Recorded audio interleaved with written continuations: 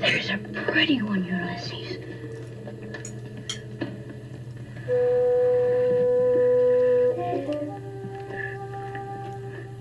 There it is. How lovely to have Bill from Nairobi joining us again. Hello, Bill. Hi, Sean. Great to see you. So you are raving about a book you recently read that I know nothing about. It's called Chrysalis by Anna Metcalfe. Tell me about this book. Yes. Oh, it's good. So I was browsing online and I saw this book about a bodybuilder, a woman who turns into a bodybuilder, like the process of transformation. Like he goes to the gym one day and people are infatuated by her. But we don't get her point of view. We get it from a gym partner, her mother, and her roommate in succession as she transforms.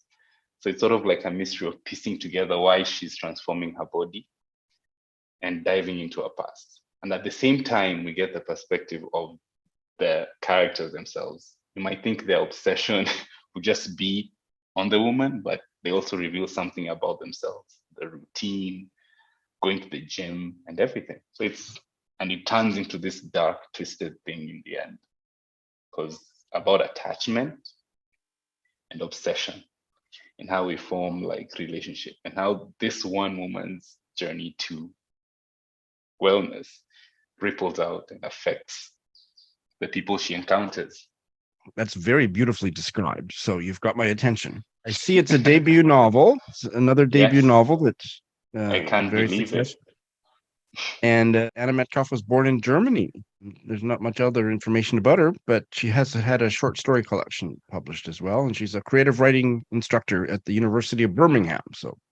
So we never get the protagonist, the young woman who's the bodybuilder. We never get her perspective. No, we get it through others. Just so she's through others. Yes, through others. So the first perspective, the guy at the gym is sort of infatuated by her, because when she comes at the gym, that's the first time we see her as a normal, everyday looking lady. But over time, you see the guy describes bulging body, like clear face and silence and meditation, and people are always infatuated by her. And when you let her into your life, you become obsessed because she doesn't tell you anything. She's quiet, she meditates, she stays inside. But this unravels the characters who are watching them, the one who are telling the story. It's like, oh, something is up, almost like a panic. So that's a very interesting verb you just used. You said unravels. So these people who are in contact with her, they are destabilized somehow by her mere presence, by not understanding how she can be so focused and quiet. So there's some really interesting words. You've just used a very interesting verb, unravel, and I see in the Goodreads describes her transition into bodybuilding as a bizarre metamorphosis. Yes. So she doesn't just get into shape. There's something bizarre. No. It's almost like hardening her body, almost like armor to protect herself. But it's softer because she grows on to become this big influencer on YouTube. Okay. Yeah. And the characters who are describing at the end of each section, because it's not a spoiler, they sort of watch her videos obsessively. Even her mom, throughout the years, it was always like she was chasing her daughter, like why she doesn't understand, almost obsessively. Like she would change her life. When she paints, she's like, do you like this painting? And she would just shrug. So it's almost a power play from a young age. But you later discover that her journey is a healing one. And the characters themselves need to reflect upon themselves rather than look at this woman's obsessive transformation. This is fascinating. So the fact that you never get inside her head wasn't unsatisfying for you as a reader. No. To me, it was more like a mystery, because I was like, okay, I can see, because the current present with the guy from the gym is sort of like the present. Then we get the past from her mom, and it's sort of our job. There was a middle ground between the writing and us sort of putting the pieces together. And it's not a mystery because I found myself excited about this. I was also infatuated because I'm being told from very far. I didn't feel a distance, but I enjoyed the distance, if that makes sense. So it was a very weird space to occupy. Yeah. It's tantalizing. You're describing the energy of the novel as, or the energy of the character, that she's meditative and she's healing. And you've also used the word dark for how the story progresses. Of course, we don't want any spoilers, but those two things seem, how do they connect? If it's not a spoiler to say. Dark in the sense of how when the character, the woman, the bodybuilder goes into their lives, like the gym partner, he had a routine. And when he left, when the woman was like away, he'd become so obsessed. He'd be like, oh, where is she? Like, without checking on her. So he'd go to the gym to sort of work, and he'd get in better shape, the guy, but he would not feel satisfied because the woman transcended that just bodybuilding. There was a sort of inner peace that they sort of wanted to embody. They wanted they couldn't get it. Yeah. And they wanted it for themselves. Yeah. Then when she left, they unraveled. They didn't go to the gym or do such things. They just fell apart. But in falling apart, they also found themselves. I know I'm not spoiling, but it's a good. Okay, well, no, you haven't yet, and we'll leave it there. Did it make you want to work out, Bill?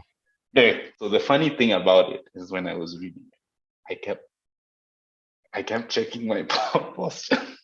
It had that effect because when they were describing the way she moved, like almost ballerina like, I was like, oh, am I doing this correct? It's reading. It also spills over. So that's when I knew the book had an effect on me. I was like, okay, this is a good book because I'm twitching in my body. I'm collapsing. Well, I need to read this book. Yeah. A bunch of reasons. Yeah. Well, Bill, you're at the top of your form. Thank you for telling us about this book. Yes. I hope more people read it. I've not heard a lot of people talk about it. No, well, that's soon going to change. Thanks, Bill. Awesome. Bye.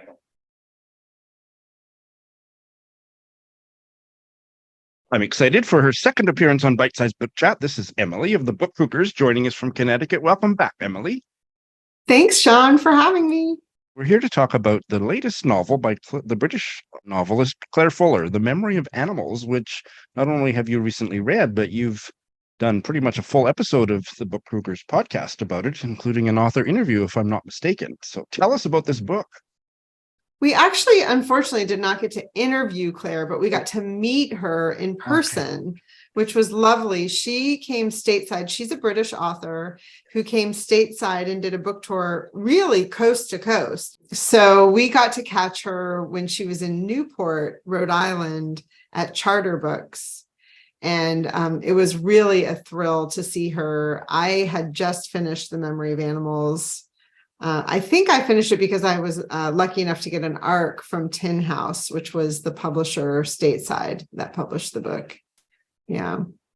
Do you know the BookTube channel Eric Carl Anderson? Yeah. Yes. Yeah. So he's friends with her. They're in a book club together. How jealous am I?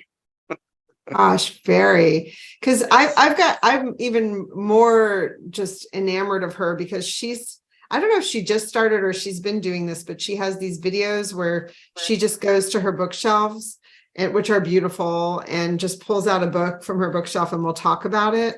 And everything she does, I want to read. There's not been one book where I'm like, I don't think I'd read that, so. I check that out. So she's got a YouTube channel. I think she just does it on her Instagram feed. Okay. Yeah. Check it out. So what's the opening premise for this novel, The Memory of Animals?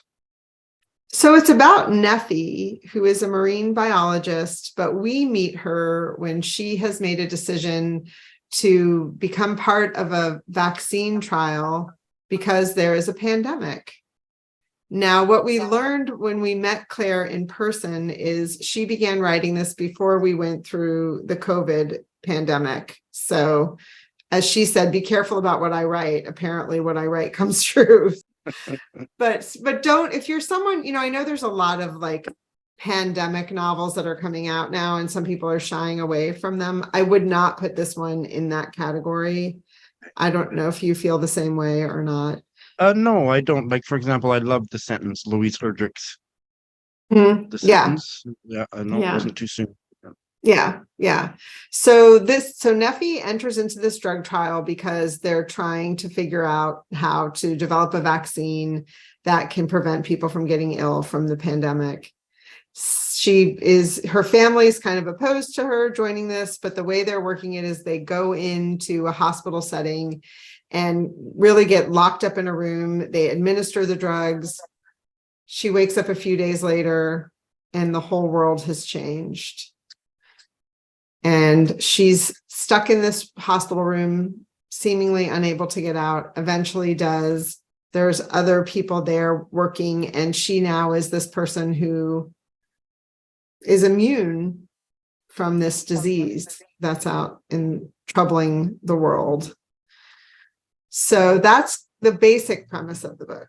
Without going into spoilers, do we get beyond her being confined to this room as the novel progresses, or is it going back in time? Or we do. It does go back in time in the sense that she is communicating with someone that she refers to as H, and she's writing letters to H. And it's a bit of a mystery. Like, you don't really understand who H is. H is not someone in the present day. She is interacting in the current day with other people that are in this hospital setting. I won't spoil who they are. And I have to say the novel starts out a little slow. And then there's a real turn of events when you figure out who H is. Oh. And then it became for me much more of a page turner. There's a little bit of a suspense element as well, because you're just, not sure what's going to happen. They're looking out the windows of this hospital and they can see that it's a little bit more dystopian than the actual pandemic we lived through. She looks out the window and it looks like Armageddon came. And that's, I would say for my experience with the pandemic, things seemed quiet. The highways were, there wasn't much traffic, things like that, but the world was still very much alive as far as seeing people out, outside and things like that. I would say grief is a big part of it. She is grieving some things in the book. And then there's a whole story arc around captivity. I mean, the obvious idea of being held captive during this pandemic, but also how creatures, I'm going to use that as a little non-spoiler alert, but a little hint that there is, actually, I think I can saying that there is a theme about an octopus. That's all I'm going to say. And it's also about memories and how our memories change over time and the memories of our family. And I would like to just say, when we met Claire, one of the stories she told is that the seed of this novel was planted in her mind because she has a young adult son whose friend came over, and in England where they live, the government was offering money to people to do a flu vaccine trial. And Claire Fuller actually, for research, went and applied. There was a very intricate application process. She went through it. It turned out that with the test they did, she had too many antibodies and could not participate in this trial. But her son's friend, who was young in his early 20s, not as many antibodies, was able to participate. And it was the sort of thing where part of the questionnaire was about, can you walk away from your life for 3 weeks and live in this hospital-like setting? That was the germ of the idea of like, oh, what would it be like to be in a hospital room for 3 weeks? Is there anything non-spoiler you can tell us about the title? You've already mentioned animals, but the title is The Memory of Animals. Yeah. How can non-spoilery? That's always tricky. Yeah. It's a trick question. It's a trick question. Well, I mean, I think it's a play on words about an experience that a human has with an animal. That might be the best way to say it. Okay, because I'm picking up kind of an ambiguity. The title, it could be interpreted as the animal memory. So how much do animals remember? But it also could be human memories of animals. Right. But anyway, and it could go both ways. Could go both ways. Well, that's what occurs to me. So why did you like this book so much? Well, I had read Claire Fuller's Unsettled Ground, which is, if my memory serves, it's a novel about two siblings in a kind of a similar setting, in the sense that they're in a world that's unusual and they're counting on each other to kind of, they're not being held captive or anything like that, but it's a different setting. I think Claire Fuller is a master at setting. And I loved that book. That book was in my top 10 for the year I read it. So when I heard she was coming out with a new novel, I was on it right away. And I have not gone to her backlist. Well, Emily, thank you for telling us about the book. It sounds you've sold me. Oh, good. I hope you get a chance to read it. I don't know. Should I read all the other ones on my shelf first or not? Oh, that's an interesting debate I will have with myself, but sure sounds interesting. Can't help you with that because I'm too busy debating the books on my own shelf. Thanks, Emily. Thank you, Sean. Always a delight to welcome Lara from Newfoundland back. Hello, Lara. Hi, Sean. In Saskatchewan. That rhymes. In Saskatchewan, yes. And the time difference between us is befuddling for me. So we made it happen, but it was a little bit dicey this morning. You're here to talk about another Newfoundland novel. The novel is called This Is How We Love by Lisa Moore, and it was published in 2022. It was, and it has Lisa's own artwork on the cover. She actually started off as an artist and is now a writer. And I will admit, like you, this is actually my first book by Lisa. And I don't know how that, well, I do know how that happened. Her first big book was February, and it was about some of the fallout from the Ocean Ranger disaster, which was in 1982. In February 15th, 1982, the Ocean Ranger was a semi-submersible drilling unit offshore of Newfoundland. And there was a big storm, and it went down, and it was a disaster, and lots of lives lost. And I remember I was maybe 12 or 13, and I remember the sort of collective grief of the province, and I couldn't bring myself to read the book. I remember like sitting in my living room watching the news, hearing my mother on the phone in low tones, checking to see who was on it and who wasn't, kind of thing. And you could just feel the grief and the worry that was pressing in from everywhere. And I couldn't bring myself to read that novel. But now that I've read this one, and I think that this one deals with hard things in a sensitive way, I feel now like I trust Lisa more enough that I could go read February. This one opens with one of those phone calls that nobody wants to get.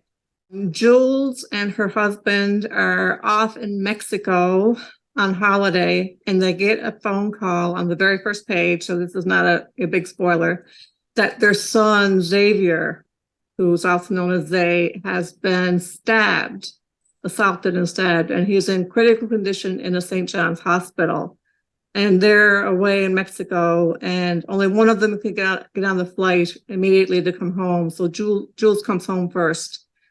And so the stabbing and Xavier's condition and hospital stay are the thing at the center of the book. And it coincides with Snowmageddon, which people may remember, or certainly us in Newfoundland will never forget.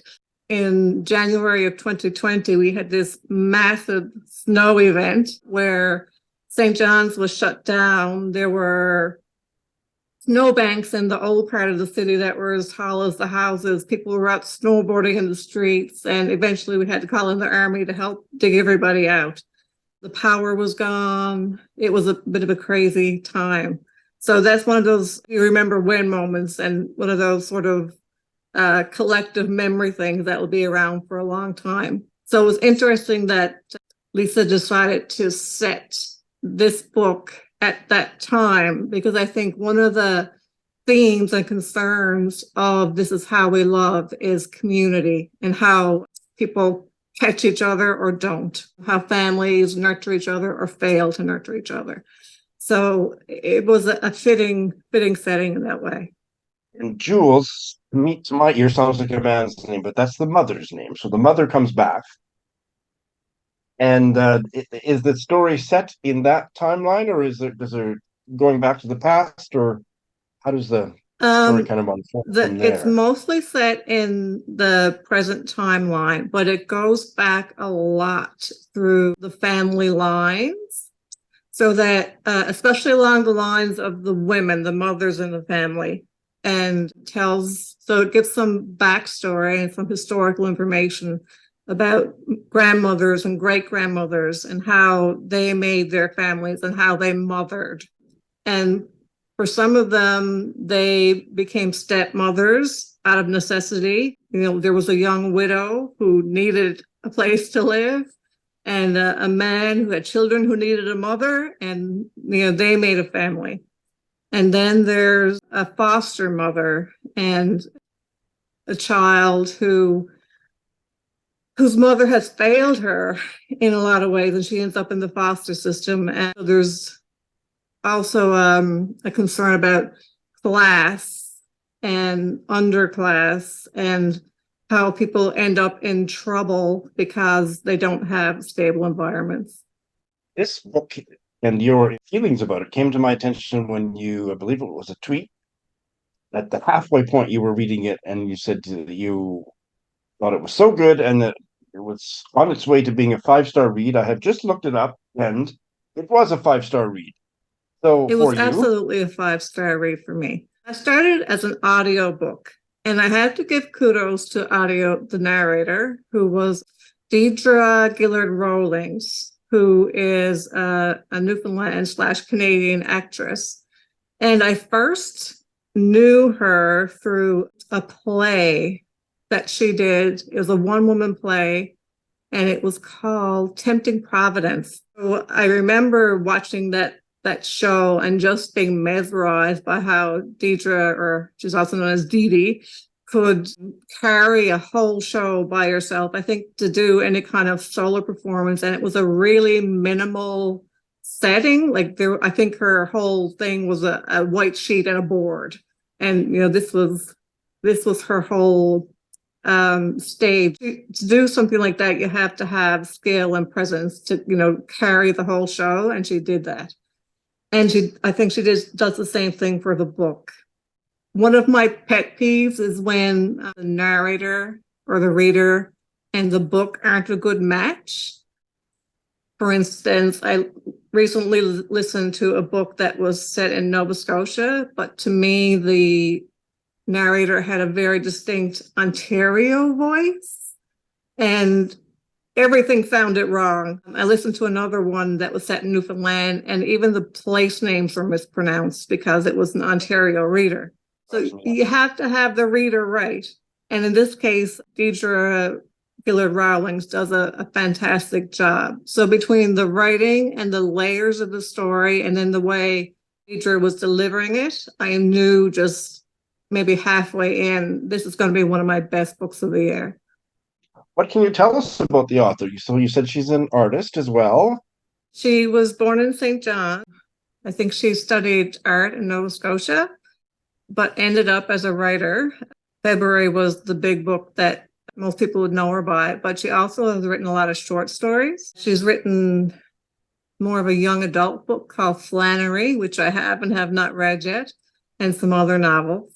She won a Commonwealth Writers Prize, and she's been, in the Canada Reads competition, and I think the Giller Prize or other Canadian prizes a few times. Thanks for telling us about the book, Lara. You're very welcome. It's a good one. It might be my top read of the year.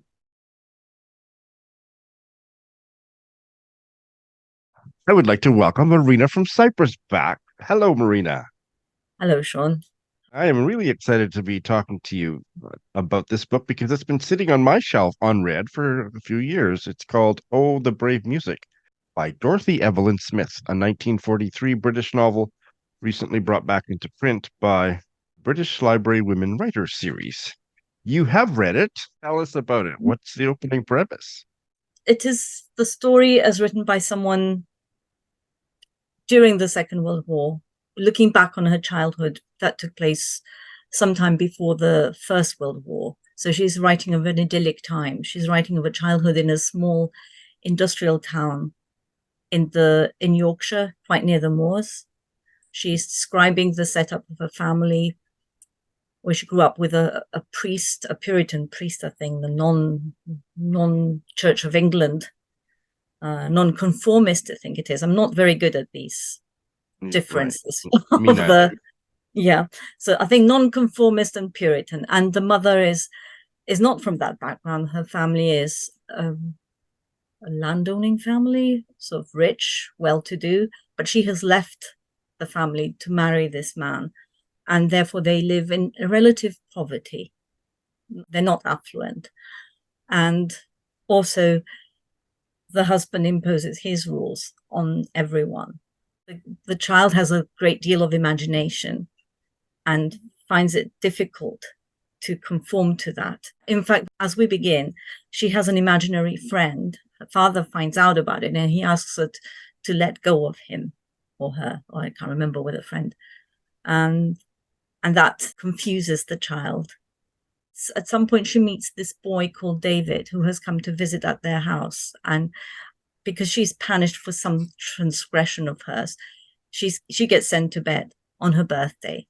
And he goes to visit her and he takes the little imaginary friend and puts him in his pocket. And from then on, that's been a connecting thing between the two people, that he is sort of guarding the imaginary friend. We're told a lot of stories about her childhood, but as we are told these stories that center around her concerns of a child, we also learn a lot about the problems faced by the adults, the tensions within her family, and also the tensions of a family with whom they're connected, who are very different. A factory owner and his daughter, and the stepson, who's the friend that I described earlier on. They're a much happier family, but as we get to know them, we find also that they are under constraints because of expectations, either social expectations, or one person wants to impose their will on someone else, or another person feels that they should behave in a certain way, so they make decisions that are likely to make them unhappy. And you and I were talking about, we both have a bit of an allergy to child narrators, but this novel was a success for you. And you've already talked about how it focuses on the lives of the adults around the child, but can you say a bit more about how or why this worked for you when other child narrators have not?